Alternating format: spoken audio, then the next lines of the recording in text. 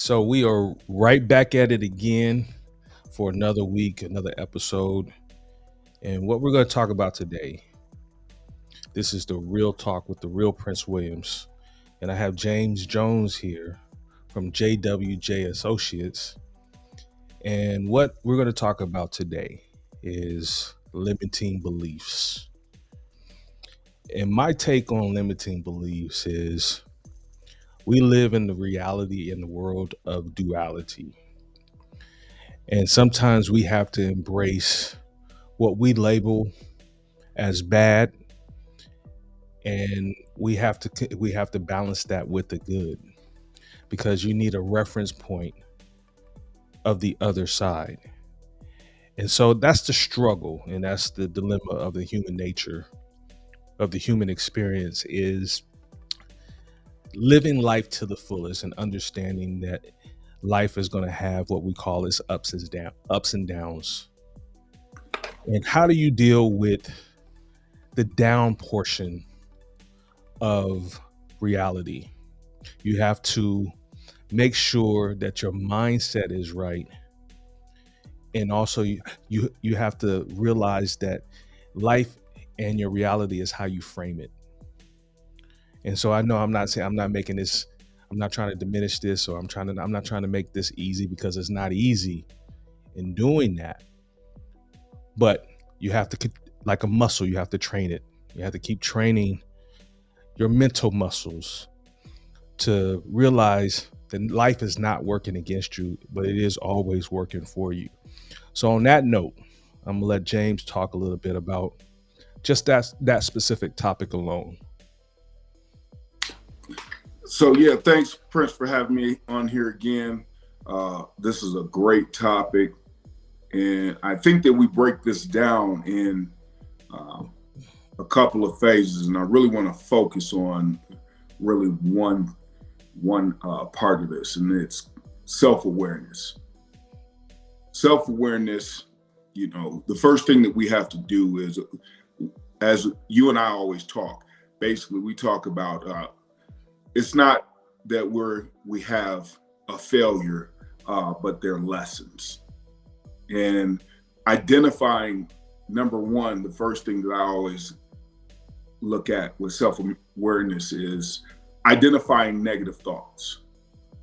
Okay, make sure that you understand the negative thoughts in your perspective, and clean up your perspective on a lesson or something that you come into a situation where you feel like you have come short. Um, One thing I want to do, Prince, is just kind of go into, do you have any things that you have been through, even recently, where you had to identify your negative thoughts and really check your negative thoughts and how you were thinking about a certain situation? Well, more recently, the things that I've been dealing with is identifying and realizing that what happens is when we're going through life, and I work in a people profession. I work in collegiate athletics, Mm-hmm. and our profession, as you know, because you also work in as a coach, and you've worked at the highest level of athletics, so you get it, you understand it. But our profession is built around validation, and it's built around performance and excellence.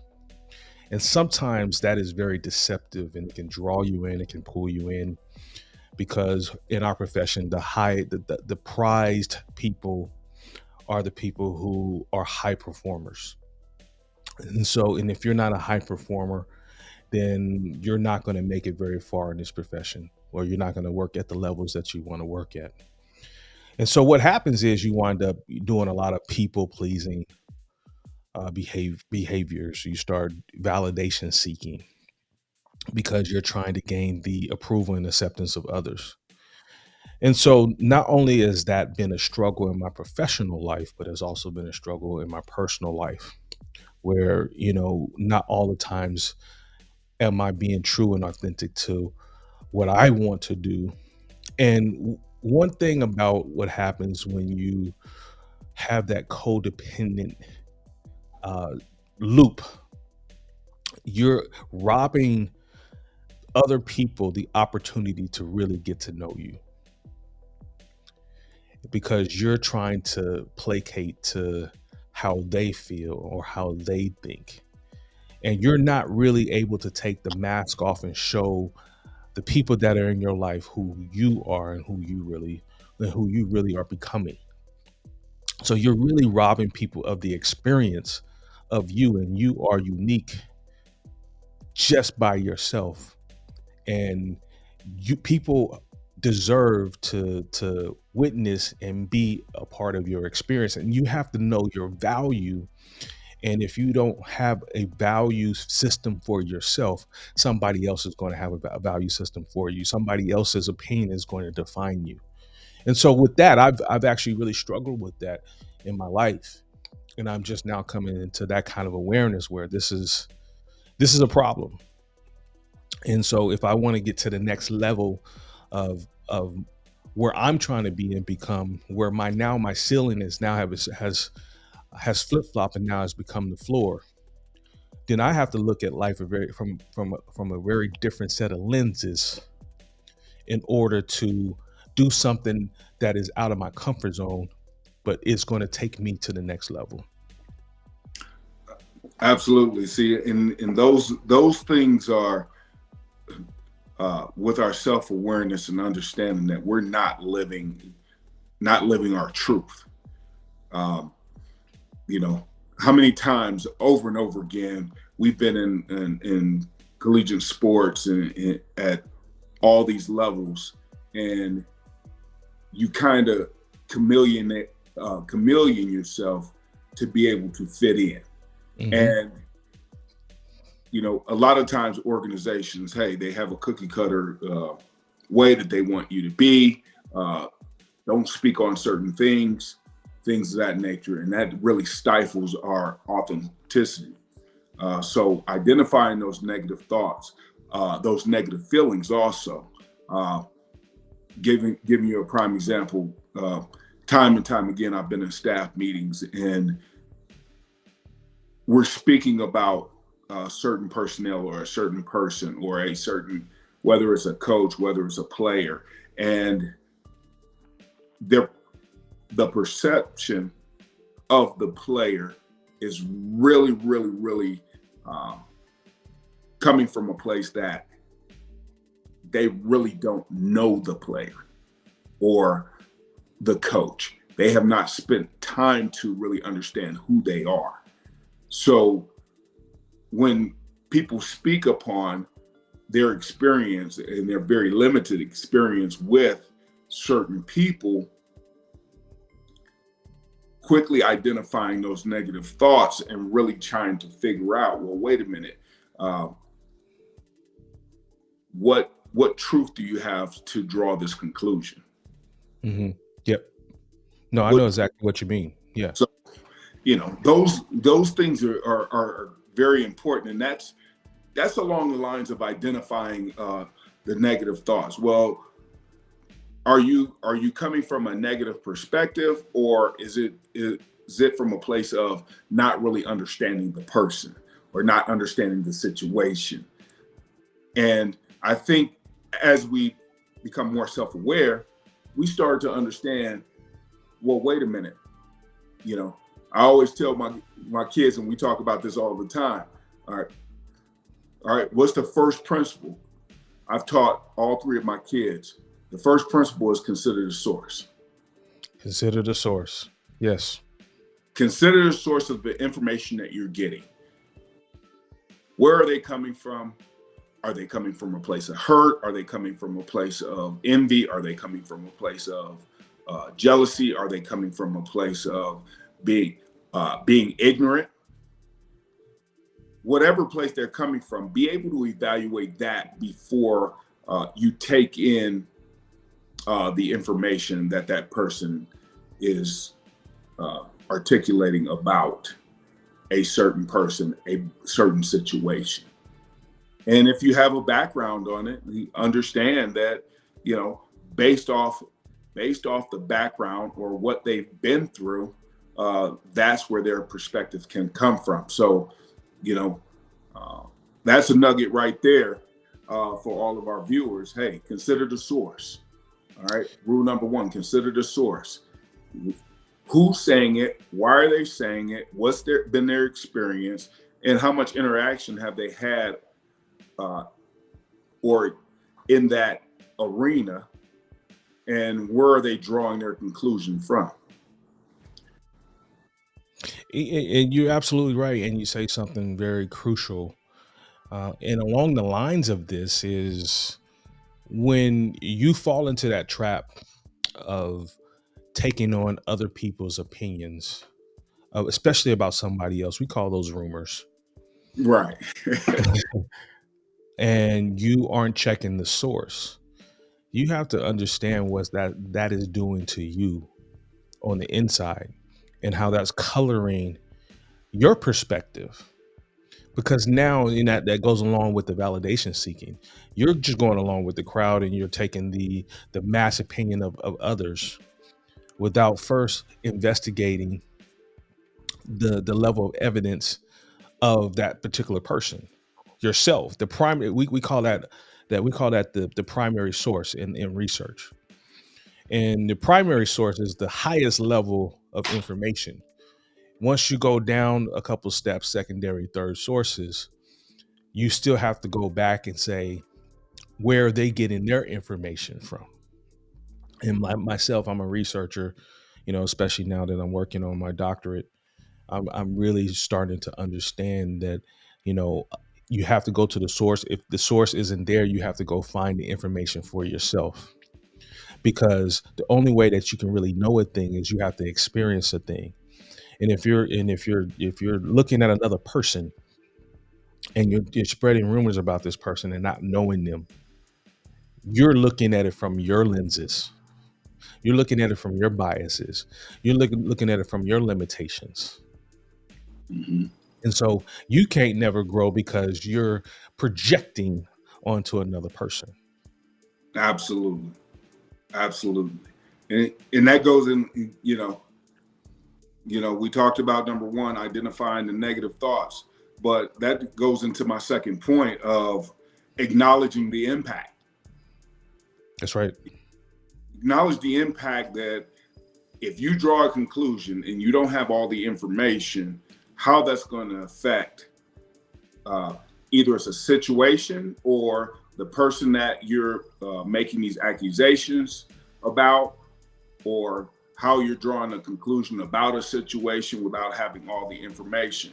So you have to acknowledge the impact that this has on your thinking, and going right back into limiting your belief. If you don't have all the information, sometimes you can't draw a conclusion because of the limited information that you have. And as you research, as we are both very inquisitive and we like to get underneath the layers of situations, one of the things that we pride ourselves on, me in the coaching profession, I was really, really, really gifted at peeling back the layers of who people really were, Right. especially during recruiting. Uh, and what you do is, you know, you're gathering information, and there's not really a time limit on gathering information. You're just taking in all the good, the bad, the ugly, where they live, who they surround themselves with, what the person who is an authority over them think about them.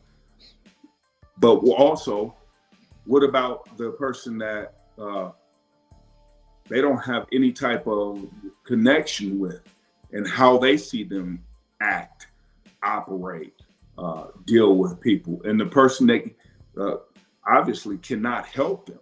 You know, when I evaluate people and their personalities, I look at what about the person that can't help you. how do you treat that person? Mm-hmm. There's no vested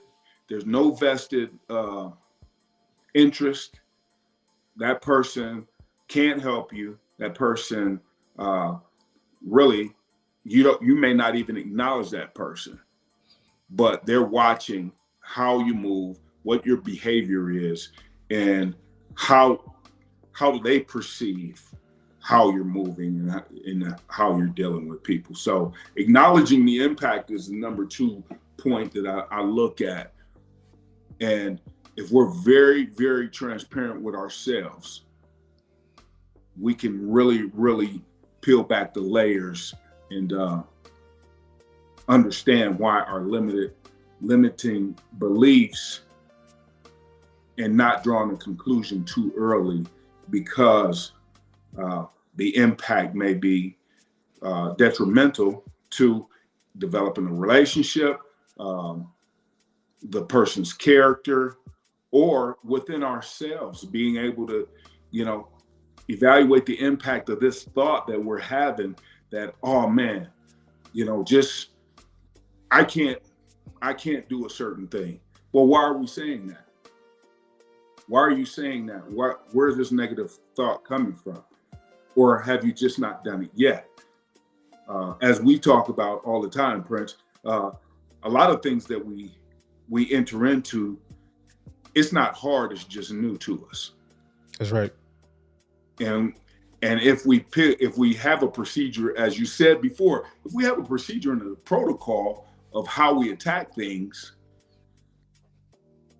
especially new things, we're putting ourselves in a position where we have to run it through our procedure and protocol before we make a conclusion of whether we're going to be highly successful at it, where our blind spots are, where we need to work on things, all of that. So not the impact. Give me something on something more recent that you've done with acknowledging the impact of how you felt about it. It could be a situation, how you felt about a situation initially with not having all the information, or after gathering the information, how your idea about the whole scenario changed. Well, it's one of those things, and you said a lot, and we're gonna break a lot of these things down. But given a very specific situation, we tend to judge a book by its cover, Mm-hmm. and that's human nature. We tend to see things from our own set of colored lenses, Mm-hmm. and we live life on repeat. And what happens is, and this has been controlled, like studied in a controlled environment, is you have what they call in your brain a reticular activating system. And what happens is that is the portion of your brain that is responsible for recognizing patterns. And the patterns that most times that we're operating in are subconscious, and they're not in the forefront of our mind. So a lot of times, and I would say 80% of the time, we're just doing things or perceiving things or acting out on things, not really consciously understanding why we're doing it. But at some point, we had an awareness of it, and it became a habit. Right. So your reticular activating system becomes very overactive on that particular thing. And I'll give you an example. It's like seeing you're dating a girl and and she has a red car. Well, now you see that red car everywhere because you made the association. You had a pattern there, and now you see that red car everywhere. You never saw that red car before, but now you see that red car everywhere. That's your reticular activating system. And so that same thing happens when we're dealing with various situations, or we're dealing with various people in our lives. Mm-hmm. We're perceiving people from our own unconscious reasoning and unconscious biases. And so that's why we get We're judging the book by its cover because we never stop, slow down, bring awareness to the situation. And I'm guilty of it. We're all guilty of it. We're all guilty of doing those things. But this is where you have to be present in the moment. This is where you have to kind of take a couple of steps back, bring yourself in the key word here is self. Mm-hmm. You have to bring yourself back to center so you can understand and start thinking, have this what we call lateral thinking. Some people might coin it thinking outside the box. Mm-hmm. But basically, thinking outside the box is more scientifically thought of as lateral thinking. It's being able to think outside the lines. It's being able to think more broadly instead of narrowly. And what happens is, when you're thinking more narrowly, is because you're probably in a coping mechanism, which kind of circles back to that whole idea of codependency. There's a mechanism in the pattern. There's a pattern here, and that mechanism is feeding this information to you. And a lot of times it's misinformation. Right. And instead of questioning, but you have to be present to question. You killing them. You got all these nuggets, Prince. I want to step in real quick right there. That comes to my third point of questioning the validity of your thoughts. That's right. Question it. Okay, why am I thinking this way? And then that swings back to considering that source again. Okay, now I'm evaluating why I'm having these thoughts. Question the thoughts, question the validity of them. Say, hey, listen, why am I thinking this way? Why is my thought process moving in this direction? And when you start to do that, you start to come into a self-awareness that, hey, listen, it's never as bad as you think it is, and it's never as good as you think it is a lot of times. So, your belief, no, it's not, you're not regressing as much as you think that you are. You're progressing faster and better than you think that you are. So, just question the validity of those thoughts and those beliefs is that third key component to your self-awareness, which is stacked on the limiting beliefs. So one thing about beliefs, right, is beliefs can change. Mm-hmm. Beliefs aren't set in stone, but we treat beliefs like they're actual and factual. Give you an example. I tell you the sky is blue. Mm-hmm. You might accept that as true. And then I turn around and say the sky is gray, but it's still blue. Right? Yep. So, but if you're accepting what I just said as true, you're believing in what I said, but you're visually seeing that it's not that way. Obviously, your beliefs can change. You're like, wait a minute, hold on. No, the sky isn't gray, Prince. The sky is blue. Right. Absolutely. So obviously, that I'm using that as an example to show you that beliefs can change versus knowing can't. Sometimes you just have to know a thing. And when you know a thing, you have a higher level of comprehension. And this is how powerful the mind is, right? This is how powerful your mental capacity is. In learning, there is this thing that happens where your mind consolidates on information even when you're not actually focusing in on the information. So if you're trying to learn something in real time, oftentimes you might get frustrated. And to your point, right, you think you're not progressing as fast as you're progressing. But how many times have we done a thing, we've been frustrated, we put it down, and then as we come back to it a few days later, like, wait a minute, hold on, this is a lot easier than it was the last time I did it. What's happening in your mind, and your mind is always working and focusing on how to correct a situation. But how does your mind know how to do that? There's obviously something going on outside of yourself that is allowing things to move when you're not necessarily conscious of it. So that will be your higher self. You know, some people refer to that to consciousness. Some people refer that to God, however you believe. But I want you to know sometimes you just have to know versus believing. Absolutely. And that that's crazy because, you know, um, I swear this is part of who we are. We're such on the same wavelength most of the time, and usually all of the time. Uh, that goes into my next factor: challenging distorted thoughts and seeking evidence on the contrary.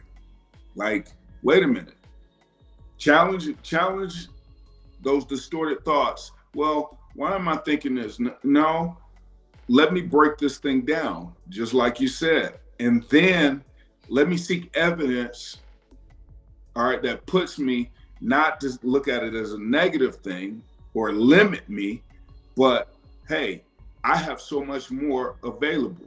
I'll give you a prime example. Going into, for many years, just being able to go and coach football on the high level, the recruiting aspect, and then going into a classroom and teaching chemistry, stoichiometry, thermodynamics, coming back to my roots of my education, it was like, oh my God, this thing is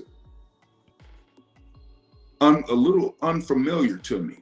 Mm-hmm. Wait a minute, step back, challenge those distorted thoughts. I was able to obtain a degree and perform in these courses at a high level.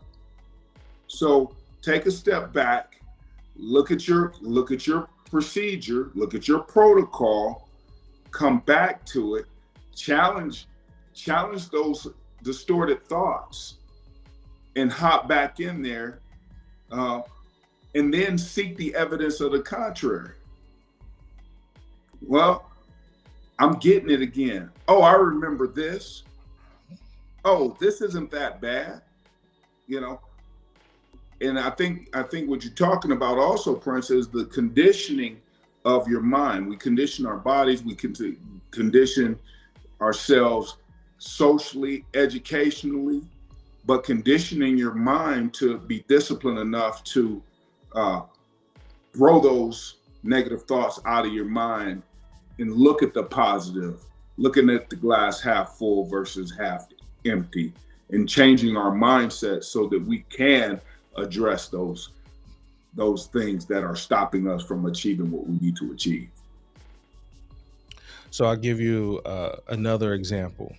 You know, we were involved at one point with the market in the Forex exchange market specifically. And the one thing about watching charts and watching candles, they can be interpreted a lot of different ways. Right. But the meaning is always black and white. Absolutely. Now, let me break that down. That might go over. Break it down for them. Hey, that might go over somebody's head. Hey, those are nuggets. They got to catch this part. They got to catch this. Look, when you're looking at charts, the candles only mean they're going up or they're going down. But people interpret those candles in so many different ways, and that's exactly how the market is manipulating you, and that's how the market moves, because it's moving on people's scarcity and it's moving on people's fear. And so the first thing they tell you when you get into, you know, looking at charts, get into the market, is you have to control your fear. And the markets will tell you exactly what's going on in your mind. Mm-hmm. And the people that are successful are the ones that deal with those limitations, and they deal with the fear-based limitations specifically that is allowing them to be successful in the markets, because the markets are easy.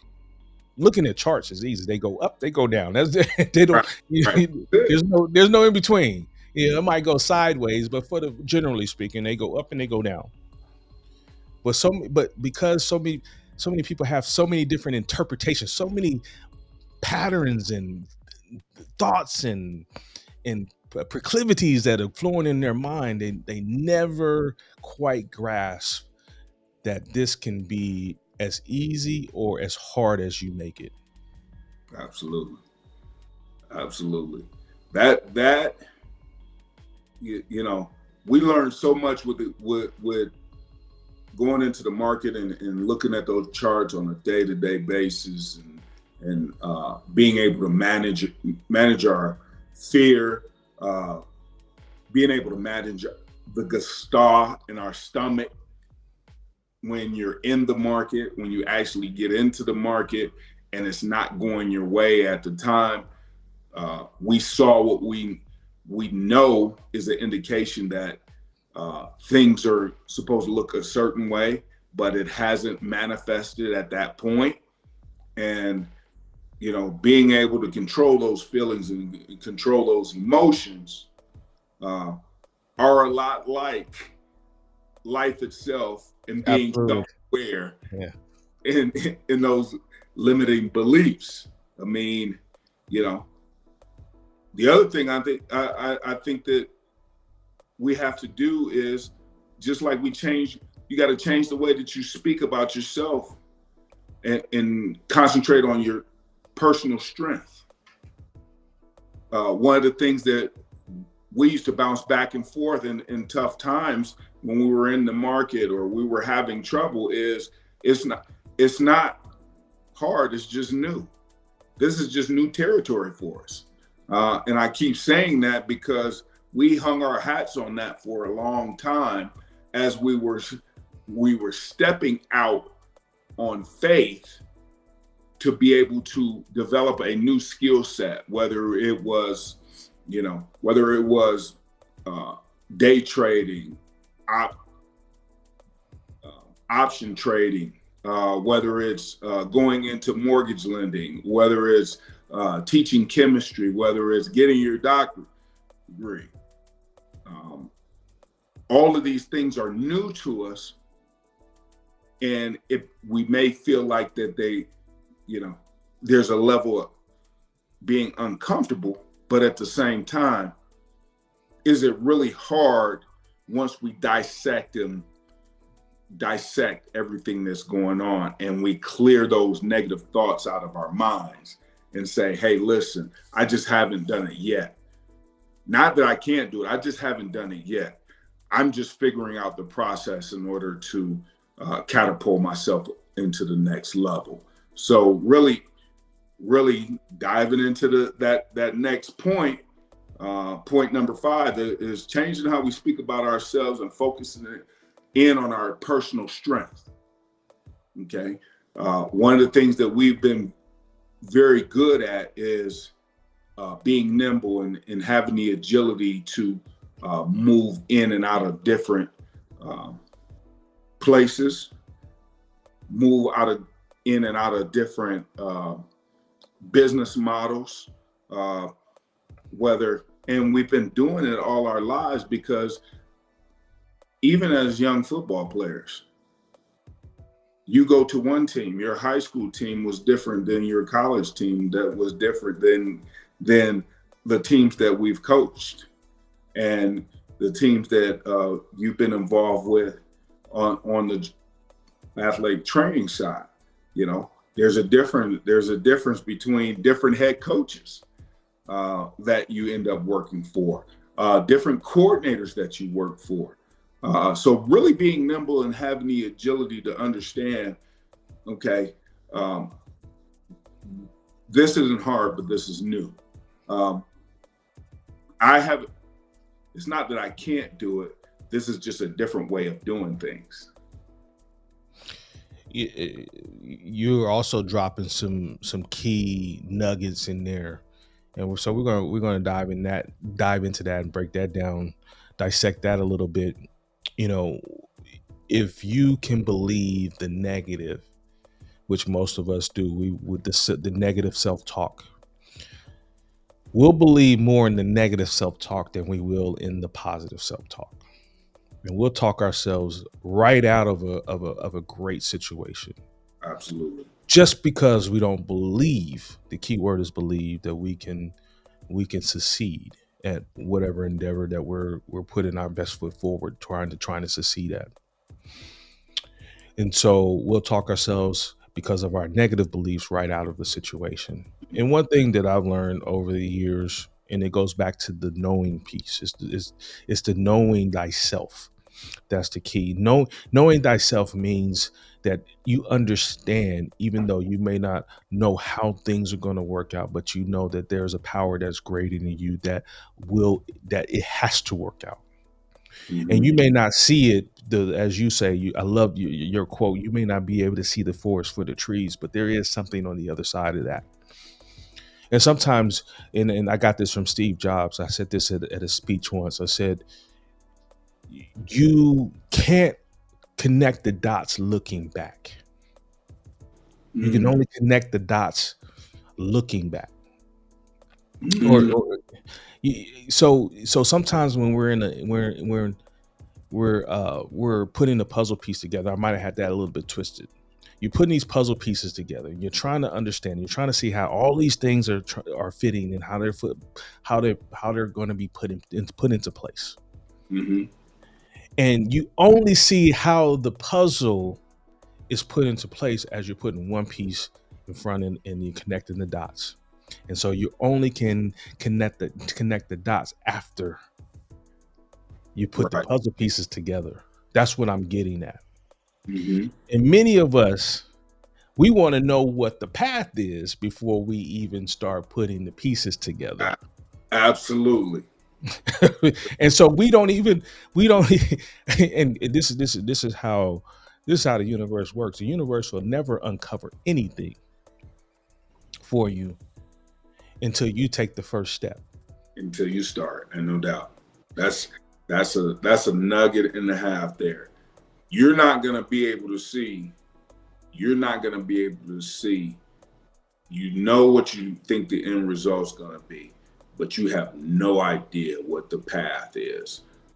One of the things that um, in our greatest achievements, how many times did we think that things were going to? This is the path to this to succeeding in this area, and you get thrown to the left, you get thrown to the right. There's pitfalls, there's potholes, there's hills, there's valleys that you didn't even see at the time when you started. But the one thing that you touched on that is so important, you just got to get started. Mhm. You just got to get started in whatever endeavor it is. You just got to get started, and you got to take that first initial step and step into, uh, once again, a belief that things are going to work out. You know. And that you can handle it. You know, I, all miracles, and I forgot where I got this quote. All miracles happen in the space of the unknown. And so nothing happens when you're so attached to a outcome, Mm-hmm. because as with life is very flowy. It's like water. Bruce Lee said, be like water. That's what he was alluding to. Mm-hmm. He was talking about, you have to be able to adapt. You have to be able to be formless. You have to be shapeless, Mm-hmm. because life is going to throw you all kind of different ways. It's going to throw, like you said, it's going to throw you some curveballs. There's going to be some mountains. There's going to be some hills, but you have to have a strong enough belief in self to know that you can handle anything that may come your way. And you have to be comfortable in the uncomfortable. You have to be comfortable knowing that I'm in the space of the unknown. But because I'm in the space of the unknown, this creates space for God to move in my life. Absolutely, absolutely. You, you know, I always say that the one quote that I hang my hat on is God's not looking for your ability, he's looking for your availability. That's right. He just wants you to get started, show up, and you start moving forward and watch how he moves. That's that's been all of our lives. That's one of the things that I've really hung my hat on. And what also kind of helps us and helps you with along the journey. What has really helped you? I know for me, it's been regular reflection. Taking me into my next point, regular reflection on your progress, not looking at it as being as bad as you thought it is. Uh, it's never as good as you think it is, but you're still moving forward. So the regular reflection gives you self-reflection gives you a situation where you can say, okay, I may not have moved as far as I thought that I was going to move today, but I took a step here. One of the things that I think that has been challenging in my transition from football coach to chemistry teacher to business entrepreneur, and it's all kind of been wrapped in one, was the ability to transition to the audience that I'm talking with. When you're walking in and you've been dealing for the last over 25 years with student athletes and an alpha male personality, being able to say certain things and poke at different things to get information that you need. Okay, that's not every arena that you're in. All right, when you transcend into a business model, when you transcend into a classroom, and you once again you hear that word again, you have to be nimble and have the agility to observe that, identify it, and being able to pivot and move into the realm that you can need to in order to operate. In addition, make sure that you're keeping and now this is the hard part, keeping your authenticity and also being yourself. Being yourself. Myself, you alluded to it.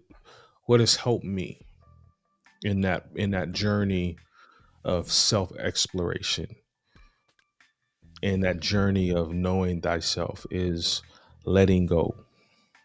What you're talking about specifically is letting go of ideas that possibly could be holding you back. Mm-hmm. Letting go of the preconceived notions, letting go of the old biases, letting go of the old programs. Your mind is really like a computer. And with the computer, actually the computer, if you really think of it, was fashioned behind what the mind does. That's what they were trying to replicate. And so the mind stores and logs a lot of information, and sometimes we don't even realize what's running in the background. Mm-hmm. Mm-hmm. And you might have a lot of applications open in the background, which is slowing down your operating system. Ooh. Ooh. And so it's not until you're able to close some of those doors and close some of those applications that you done created space in order for your hardware system, your computer, to run faster. Mm-hmm. And that requires you letting go. You have to let go. And sometimes letting go is harder because we're so attached. And we don't see one thing about pain. Pain is something that happens. Mm-hmm. But suffering is optional. Right. You can't choose sometimes the painful moments. All you can do is go ahead and try to process it. But you suffer because you're holding on too tight. You're attached to that particular moment. You're attached to that particular circumstance. You're attached to that particular situation. Mm-hmm. Mm-hmm. And people live years, months, decades with stored grief and pain, and they never let it go. And one thing about pain, especially mental anguish, is you have to ask yourself, what benefit am I getting from holding on to it? Because there's a benefit. Because we all have this pain dopamine loop that our body functions off of. Mm-hmm. So are you getting quick dopamine hits behind holding on to these painful moments because you're using it to play victim? Those are the things you have to ask yourself. Like, what benefit am I getting from holding on to this? And that's what, like you said in your reflection, those, one thing about letting go is you have to be able to sit in your own silence. Ooh, ooh, ooh. And that, Prince, that when you sit in your own silence, and I always say this. There's a lot of people. I always look at this, and I always felt like this. When people fall asleep with the TV on, and they have to fall asleep with the TV on, they're afraid of their own thoughts. Yep. Yeah. They're afraid of their own thoughts, or there's pain and suffering that they have not come to grips with. I've been saying that for years.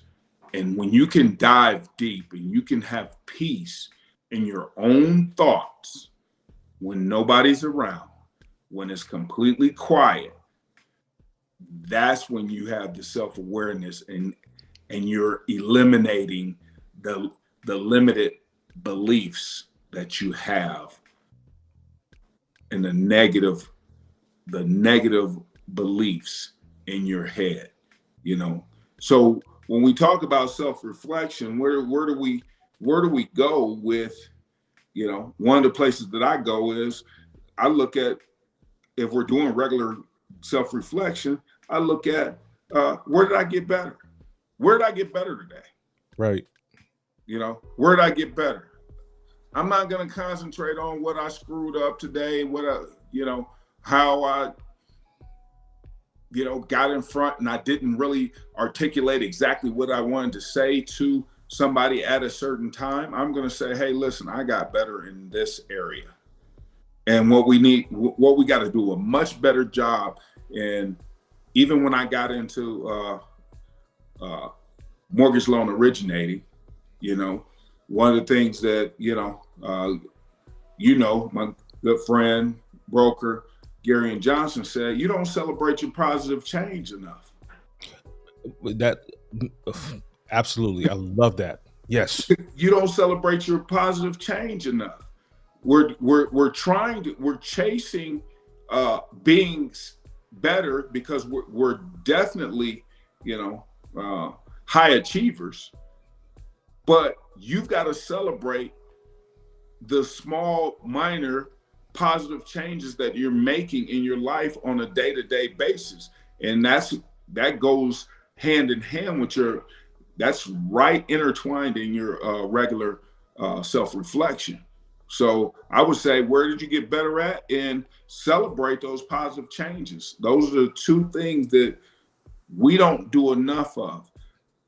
And we don't concentrate. I would concentrate on that more than, oh man, I messed up this one time. Yeah, you did. You messed up that one time, but you've grown, and let's celebrate that. Yes.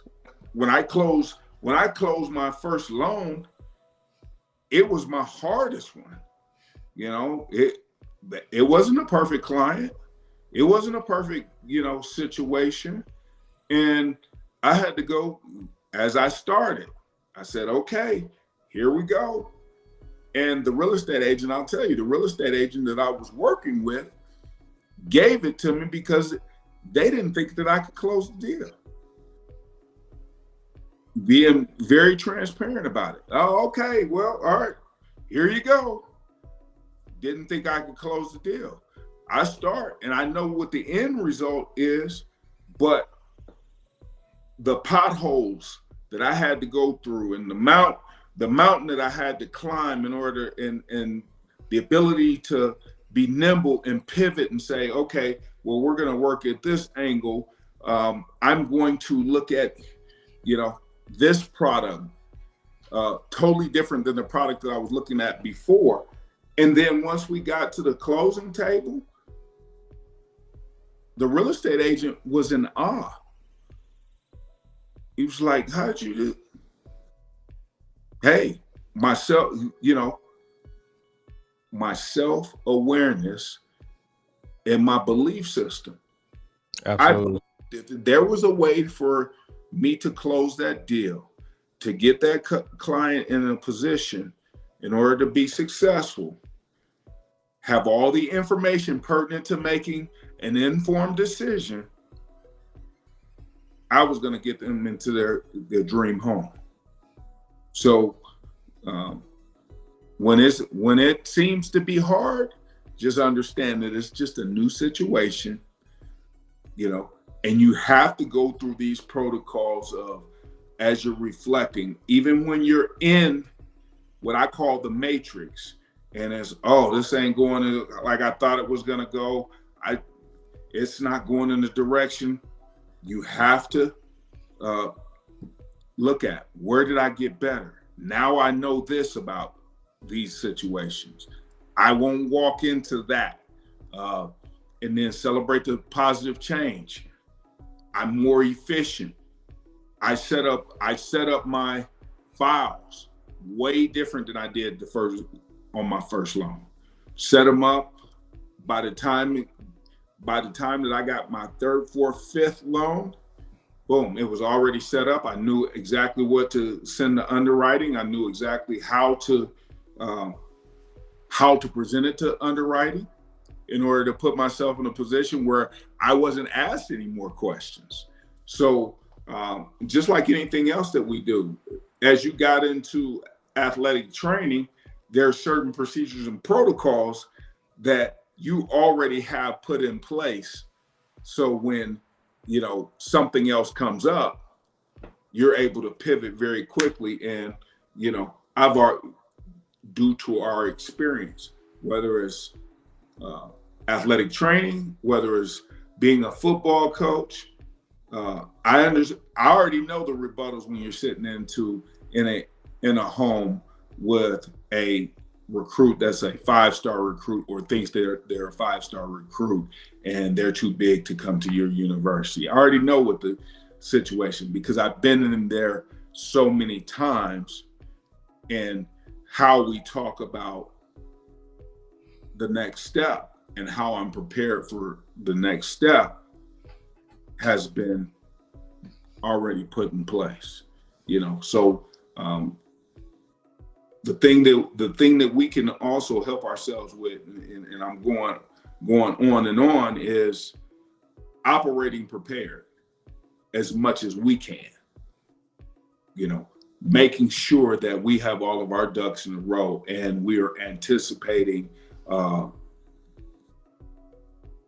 the objections and the rebuttals that we're going to get based off of those things that we're acknowledging. You said a lot in all that you were talking about, and here is how I'm going to spin that. You have to go through it to get through it, and I'm gonna even change that to, you have to grow through it to get through it. Yeah. And a lot of times, people don't want to have those challenging times, and those are the very things and lessons that is needed for you to be able to say exactly what you are referring to. I know next time how to approach this situation, and this is how you become more efficient. Mm-hmm. And the efficiency is what allows you to become better. Yeah. And this, what do they say? You make it look so easy.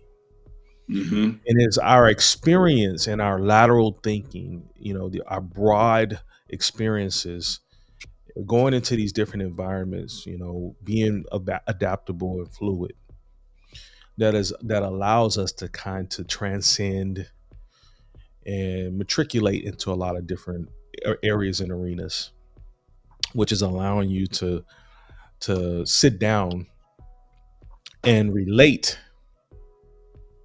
and be a salesman, and to shift gears and pivot into a whole new arena, and people, where it was unexpected that you would probably close that.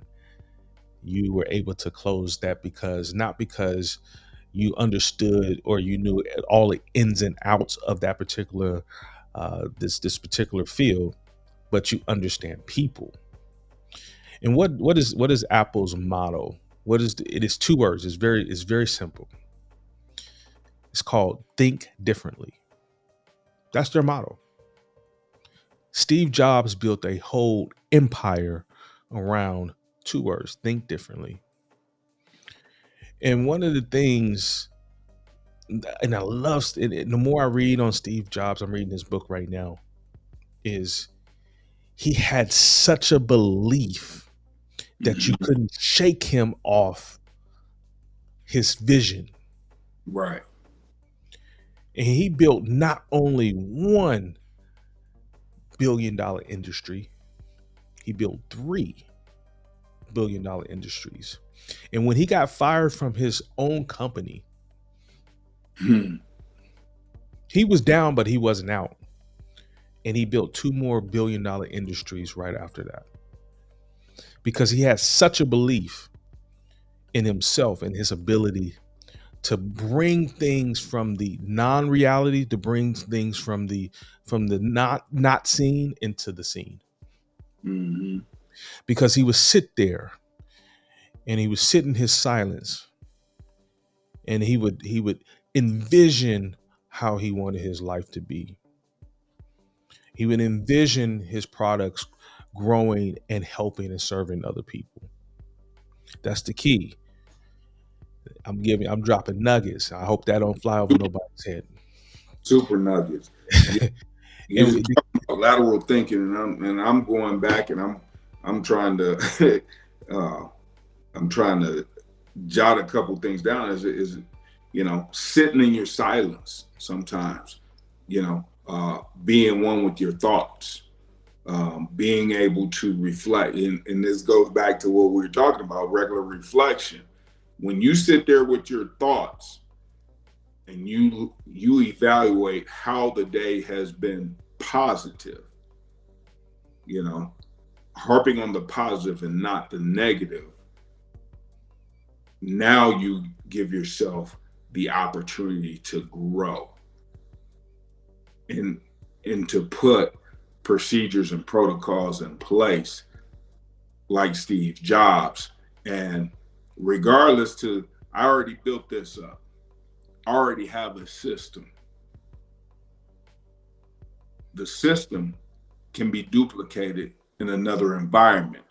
So then what I say is, this is not going to be difficult. This next time it's not going to be difficult. It's just a new environment that I'm taking my same procedure and protocol into.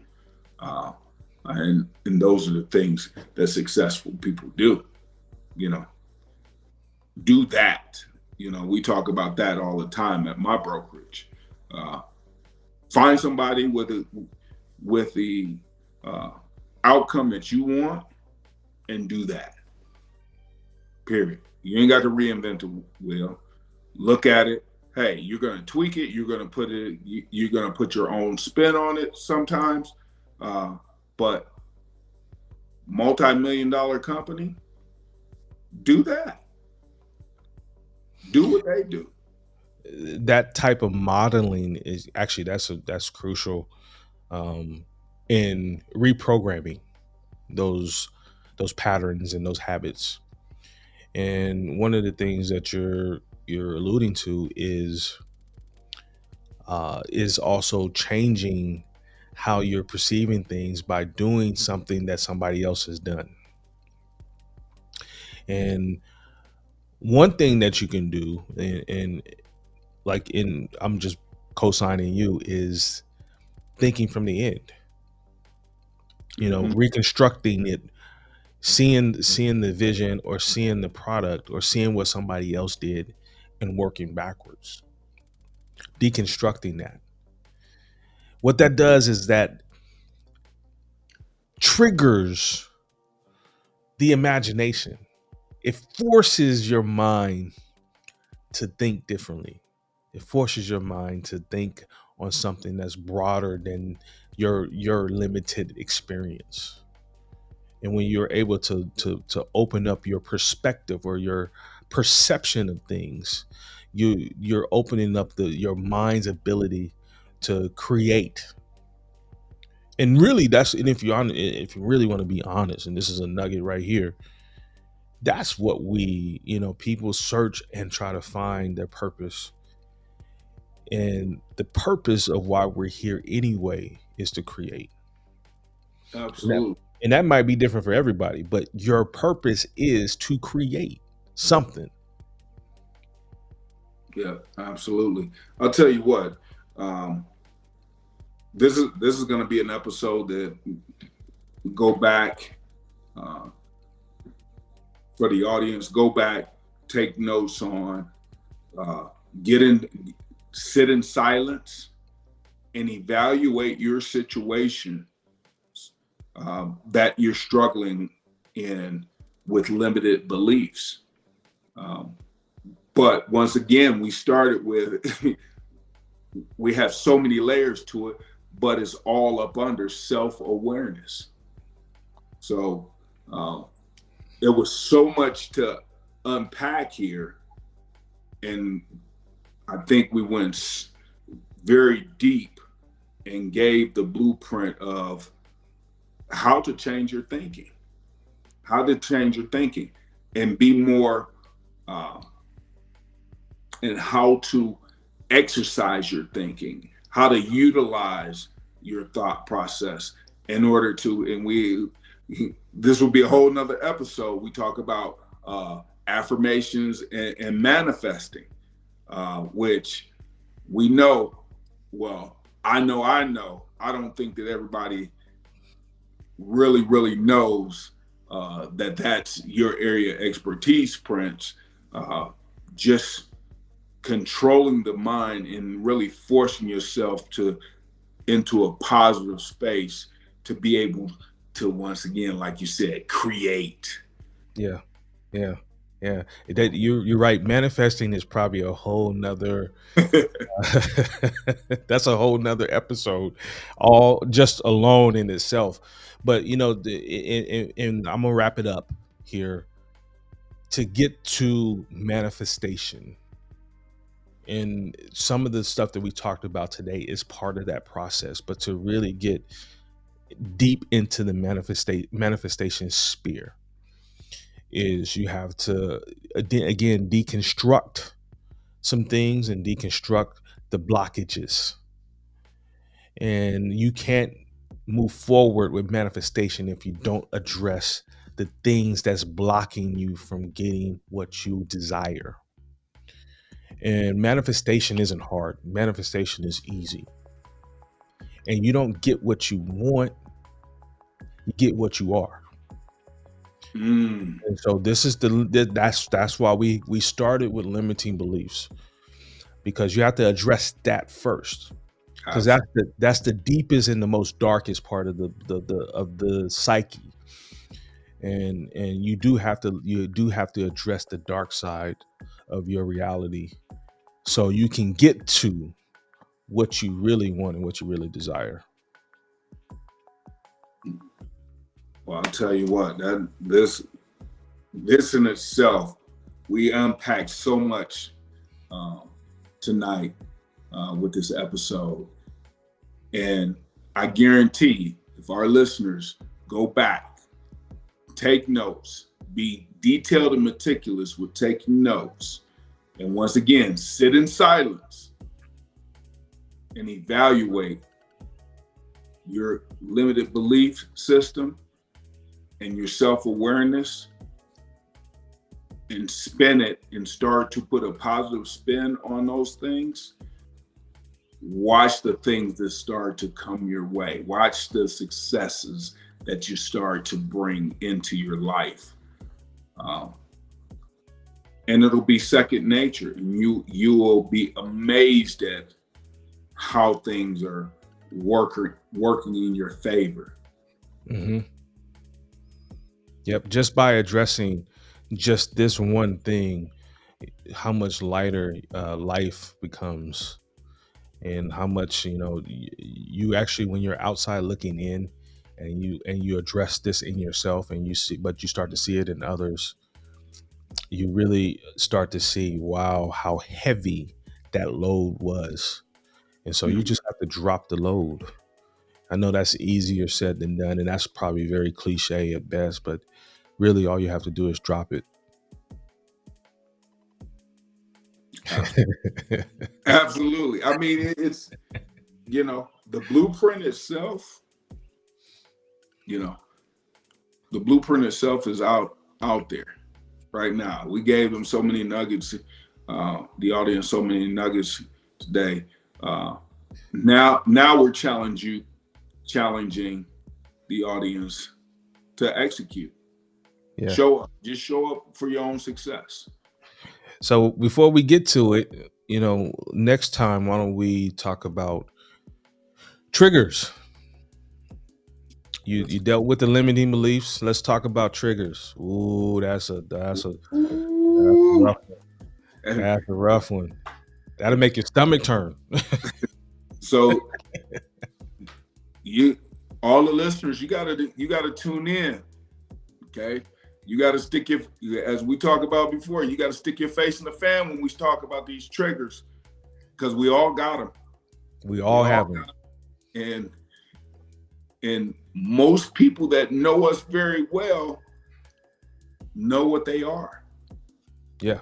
Know what they are, and they know how to utilize them. So we need to, we're going to take another deep dive into these triggers on the next episode. So I'm excited about that. So we can help our audience put themselves in a better position, put them in a better mindset. Again, this has been an unbelievable episode. Love it. Hey, James, I appreciate you, man, coming through, sitting with me. We're exploring these ideas.